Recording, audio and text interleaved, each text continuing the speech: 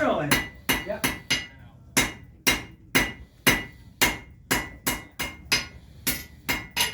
Because I thought black powder was more corrosive. But the rifles are made for it.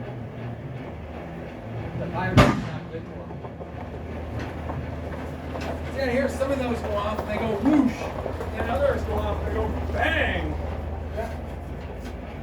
Because they're probably using more powder than they're supposed to. They're supposed to only use a maximum of 60 grains per round. But people use a little more than that. What you making? I'm making a coffee pot holder. Oh yeah? Yeah, and I just got a little picture of it. So, you know the old saying about blacksmithing is that a machinist works within the nearest thousandths of an inch, and a carpenter works within the nearest 16th of an inch, and a blacksmith works within the nearest anvil. So, Nice.